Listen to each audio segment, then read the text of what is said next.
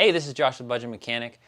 You might be watching this video because you just tried to get in your car and drive away, but the car will not shift out of park. Runs fine, idles great, but you can't get that shifter out of the P position. There's a few reasons this happens in a car, and I'm going to show you how to figure out what's going on. And if you stick around to the end of the video, I'm going to show you a quick workaround to get that car out of park and on the road until you have time to actually fix the problem. Now, there's three main reasons that you can't get your car out of park. And the first reason I want to talk about is actually pretty common and also simple. And it happens when you park your car on a hill. So when you park on a hill, the gears that stop the transmission from moving in park get a lot of pressure put on them from the weight of the car hanging on that hill. So the only real way to get out of this situation is you're just going to have to muscle that shifter out of park. And it's not great for the transmission. So in order to avoid that in the future, you want to properly use your emergency brake. So if you're ever parking an automatic transmission car on a hill, you should be using that emergency or parking brake. That's what it's for. The way you do it properly is you come to a stop using your foot brake. Before you shift into park, you set the parking brake, then you shift into park. That way, when you take your foot off of your foot brake, the weight of that car on the hill is mostly on the parking brake and not so much on the shift mechanism. Another reason this happens is due to a malfunctioning shift lock. It's basically just a safety feature built into your shifter to keep you from inadvertently shifting gears. So this mechanism is called a shift interlock. And basically, it puts a physical block in front of your shifter to keep it from moving until the brake is pressed, so that you can't accidentally shift out of gear until the brake is on. So what can happen is if a fuse gets blown, or the brake isn't pressed, or the brake is malfunctioning, or the solenoid that actually drives the mechanism is broken, your shifter won't move. So the easiest part to check is probably the brake system. You get the car on, press the brake, have someone check the lights. Are the brake lights working? Because if they're not, something's going on with the switch that tells the car that the brake is pushed. So if your brake lights aren't working, check a couple electrical things first. Make sure the brake fuses are fine. Just keep in mind that you have usually a fuse panel inside the car as well as one under the hood. But you want to check any fuse that have to do with the brakes or the ignition. So that would be like stop lamps on this car, or ignition, or even some of the tail lights. Anything in those circuits, because it can be anything. And then you can get under the steering wheel and it can actually check the brake switch.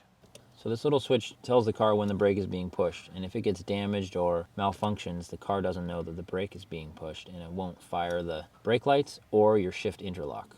So the last reason you might not be able to get your car out of park is a little bit different.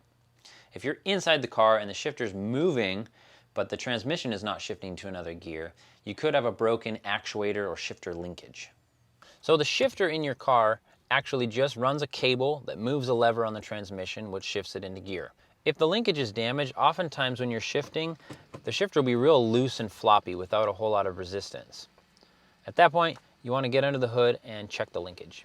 So on most front-wheel drive cars with a transaxle that sits next to the engine, you're going to go under the hood, and there's going to be a lever on top of that transmission that moves with the shifter. On some trucks or rear-wheel drive cars where the transmission is behind the engine, you might want to go from underneath and to find that shift actuator. Here's your linkage and the shifting actuator on the transmission.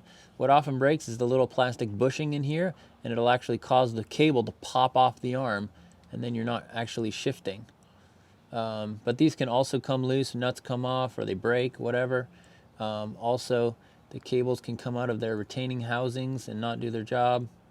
Also, the cable itself can pop out of the retainer, and then it won't actually push the lever either.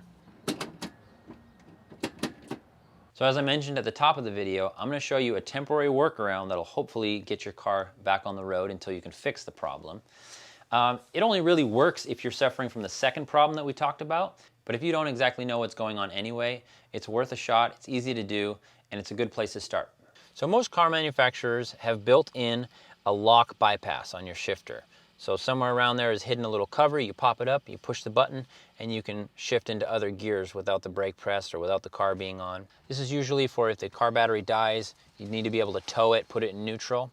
But one thing to be aware of is if you press that bypass button, you can shift into neutral and the car will start rolling. So you got to make sure that the brake is pressed when you do it. This isn't a permanent fix, it's a temporary bypass. The reason for this is because you can shift into other gears. You could be rolling down the road and shift into reverse, and you could really damage your vehicle. So it's not a permanent fix, just temporary. So to actually do this, you're going to find the little cover and pop it up, and then push the button that's inside. Every car is going to be a little bit different where it's located and how it looks, but since the beginning of time, people have been using the ballpoint pen for this purpose. Usually fits in well, so I recommend the ballpoint, but whatever goes in the hole and pushes the button to get that shifter freed up so you can get into other gears. Thanks for watching. Hope this was helpful. As always, please subscribe, alert, comment below, and we'll see you next time.